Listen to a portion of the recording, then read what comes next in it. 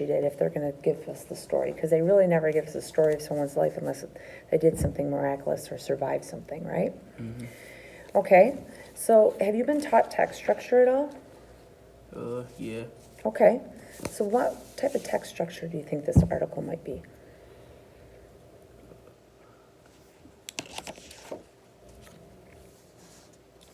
Do you think that this text, the purpose of it is to explain, give us characteristics and features? Or do you think this is going to be in order, a timeline, like first, next, last? It seems like it's both. You think like it's Like both? it could be both. Okay, tell me why you think it could be both. From the captions they have, it says from struggle to stardom, and it's describing Oprah. So that's a timeline, right? Mhm. So it's both. And you know what? You just came upon an excellent point that sometimes texts are a combination of one structure with another. Do you think they're comparing and contrasting her with anybody else in that article? If you look back, a network, respected. No. No, I don't think so either. Is this a cause and effect? Did she do something to make something else happen? Yeah. Yeah, so there could be an element of cause and effect in this too, right? Where do you see that at? Using money and Yeah. power to affect change. What was the key word that helped us know it might be cause and effect? Affect change. Excellent. And you think there's a problem and a solution in this article? I mean, sort of. Okay, tell me your thinking. Her problem was she struggled and became an entrepreneur. What's the solution? With a solution. So right here in this text, we already know that it could be a combination of 4 different structures, right? Okay, so we could say here it's maybe a description. I'm just going to use the sequence, cause and effect, and problem solution.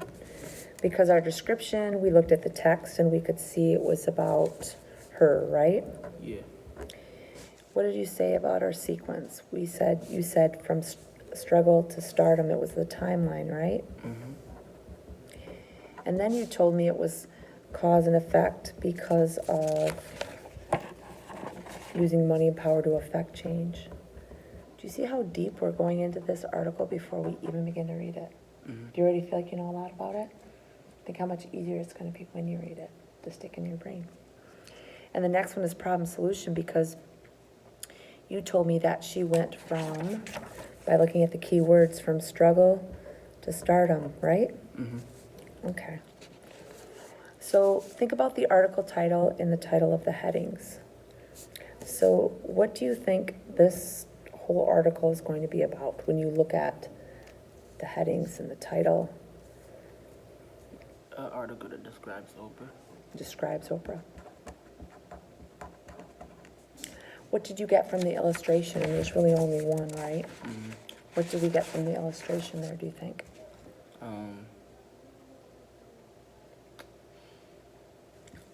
What do you see when you look at that illustration? Oprah. You see Oprah. What else do you notice about her? She has a microphone in her hand, and it looks like she's on stage talking to people. Okay. So microphone, you're noticing that she's on stage, right? Mm-hmm. What else are you seeing there? Do you have lipstick on? Yeah. So it must have been something important too. It must have been something important. Excellent. What else do you notice? Does her hair look nice? Yeah. What does that tell you? That She has nice hair. yeah, it was something important. And something important. Mm-hmm. Also, do you think when she has beautiful hair like that she's successful? Yeah. Yeah. Is that sometimes true in your culture? I know it's true in my culture. Mm-hmm. When you see a woman that has hair maybe really done nicely or colored, it's expensive to have that done, isn't it? Mm-hmm. Yeah. So just thinking deeply, taking your time and slowing down, you already know what to expect somewhat from this article. Okay, so let's look at the first paragraph. And you can look at yours here, and if you want to, what do you notice about that first paragraph? It's kind of short. It's short, okay. So what do you think it's going to be about before we even read it? Do you know the meaning of this word? Synopsis? Mm-hmm. Not exactly. I know, it's a tough one, isn't it? Mm-hmm. Is there a word within the word you think you could figure out there?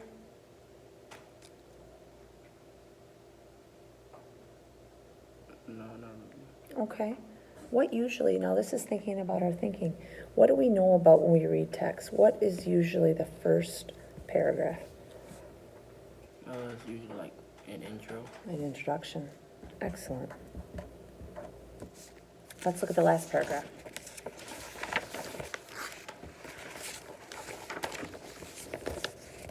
What do we think the last paragraph is going to be about? It says personal life. Mm-hmm. So let's think about our thinking again. Mm-hmm. Why do you think they're talking about her personal life? Why do you think they're using that to end the paragraph, the selection of reading? Maybe because it was an easier paragraph to close with. Okay, it's easier to close with. Why would it be important to the reader, do you think?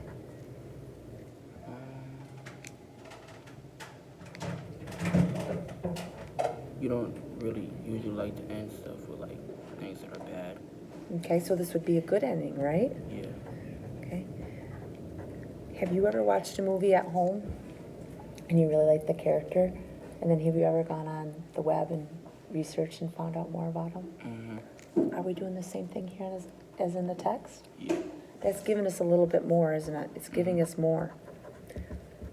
Because after we learned all of these things about her, and this is thinking about my thinking, I want to even know more about who is she as a person, you know? Yeah. Okay. So now we just did this before our reading, right? Mm-hmm. So now I'm going to read to you and I'm going to model what I do during my reading. Okay? You can follow along with me. I'm gonna take off. If I want to urge your mom's bringing. Yep. So you can watch me do this and then we'll come back and fill this out, okay? So, synopsis. Media giant Oprah Winfrey was born in rural Mississippi in 1954. Well, geez, I already have something. And like I told you, I mark my text. You could always use sticky notes. Mississippi in 1954, I know that there is racial discrimination. So I already can assume in my brain that this woman, if she made it to stardom, I know there's significant racial discrimination in the South, Jim Crow laws, that she has to be a very strong individual because she's female, she's African American. She has to come over a lot of barriers, doesn't she? She began her broadcasting career at age 19. Jeez, she must be smart. You're going to go on TV at 19? Must be really smart. In 1976, Winfrey moved to Baltimore, where she co-anchored the evening news. In 1978, co-hosted a talk show, People Are Talking. She later became the host of her own wildly popular program, The Oprah Winfrey Show. I loved it. I would come home after school or after teaching or after college classes and watch it. And she always interested me. She had very interesting topics, which aired from 1986 to 2011. That same year, Winfrey launched her own TV network, The Oprah Winfrey Show. Well, I know she must be rich, and I know that show must have been very successful if it was on a reign for that long. That's a long time to be on TV. Mm-hmm. From struggle to stardom, American television host, actress, producer, philanthropist, and businesswoman Oprah Gail Winfrey was born on January 29th, 1954 in Kosciuszko, Mississippi. She had a troubled adolescence, during which she was abused by several relatives and a friend of her mother. Right away, I can't help but think of what an inspiration she must be to so many people. Not only did she overcome being African American, being a woman, but she was always also sexually abused. Later, she moved to Nashville to live with her father, Vernon Winfrey, and her stepmother, who were more strict. She entered Tennessee State University in 1971 and began working in radio and television broadcasting in Nashville. Well, when I'm reading this, my relatives are from the South, and I'm embarrassed to tell you that they are very racist. And it's hard for me to connect to my grandparents because they believe that way, and I've never believed that way. So I'm wondering what her experience in college at Tennessee State would have been like, because my grandparents were from the South. And they had beliefs that my father and my mother did not raise us to have. So I'm thinking that couldn't have been an easy college to attend because it's in the South, number one. And number two, it just makes me realize how strong she's had hurdle after hurdle after hurdle. In 1976, Winfrey moved to Baltimore, Maryland, to co-anchor the evening news for a local station. In 1978, she co-hosted the TV talk show People Are Talking.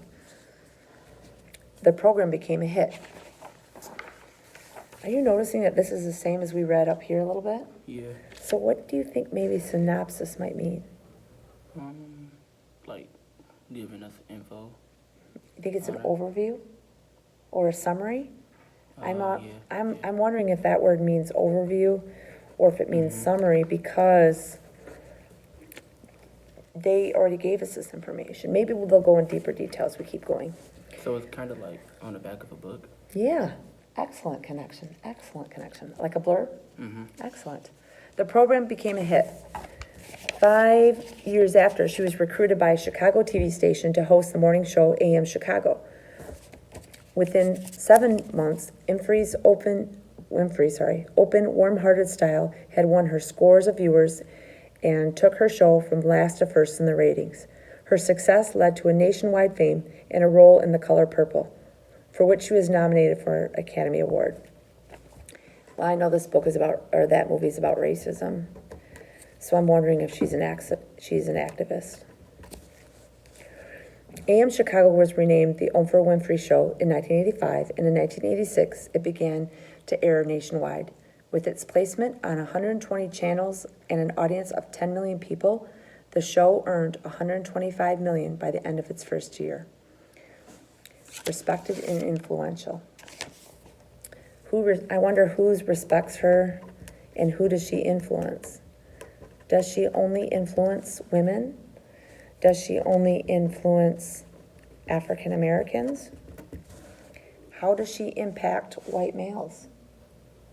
That would be my question. In 1994, talk shows were becoming increasingly trashy. Winfrey, however, pledged to keep her show free of tabloid topics.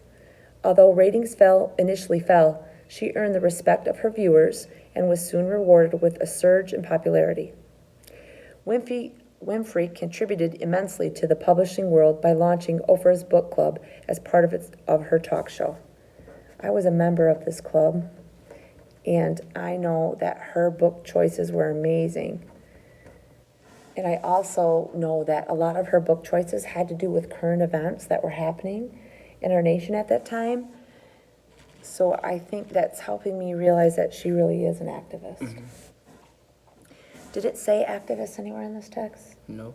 Would have that been an implicit, something that I put together in my own brain, or was it in the text explicit? Explicit.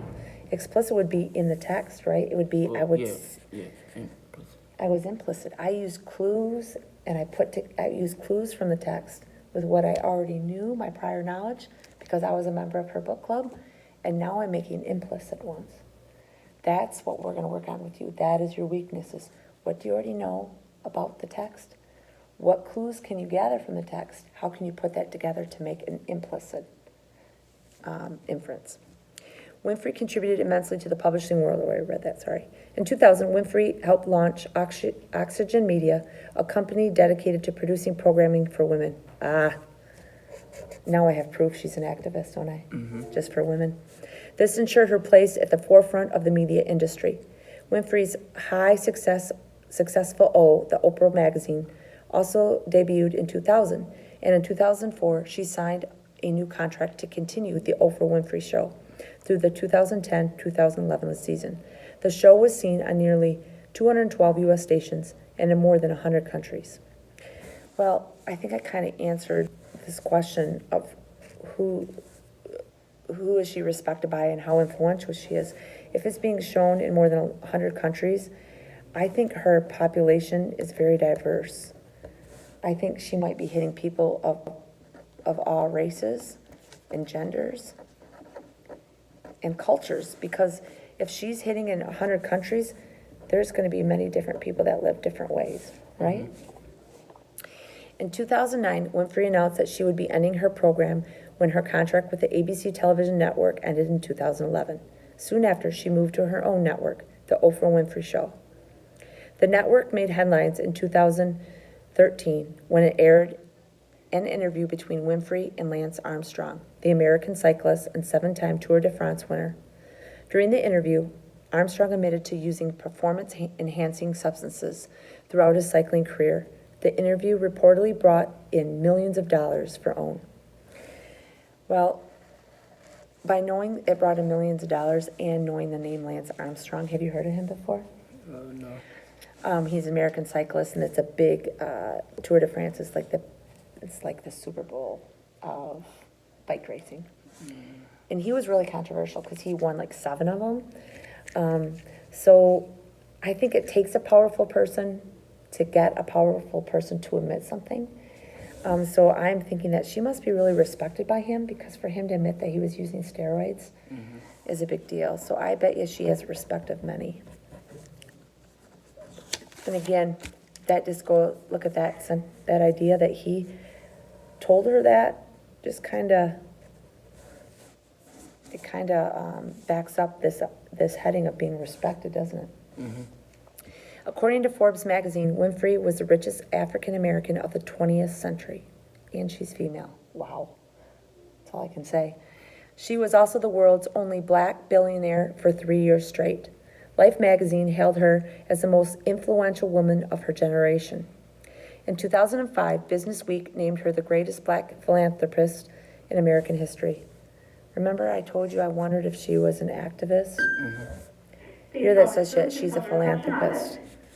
I wonder how those two words are correct. I don't really know what the word philanthropist means in detail. I'm going to have to go back and look that up.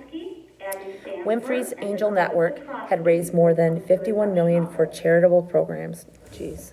Attention students, next Wednesday. She's an activist. She cares for all. 3 o'clock till 3:30 p.m. Sorry about is that. the first Interact meeting in room 111. Any questions? See Ms. Ferenz in room 111. Thank you. Including schools for girls in South Africa and relief to victims of Hurricane Katrina. So again, my question is, who is she influential to?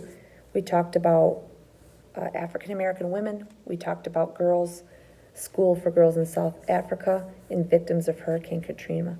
So I think that again talks about what influence does she have. It's between all of these people. Winfrey is a dedicated activist for children's rights. In 1994, President Bill Clinton signed a bill into law that Winfrey had proposed to Congress. It created a nationwide database of convicted child abusers. Why do you think? In my brain, I'm going, okay, why is there a database of convicted child abusers? Think she's got some pain from being abused? So one thing I know about Oprah right now is when something horrible has happened to her, she tries to make it right. Did the text tell me that? What did I do? I put together what I read, and What's your question? it was an inference, right? An implicit one in my brain. In September of 2012, Winfrey was named the first winner of the Academy of Television Arts and Sciences Bob Hope Humanitarian Award. Humanitarian, I don't know what that word means, but I know it's humans. And I think it means all humans, because the text has already proved to me that she cares about all humans. I'm sorry.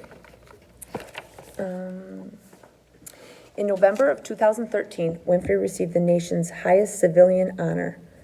Civilian, I know that means non-soldier,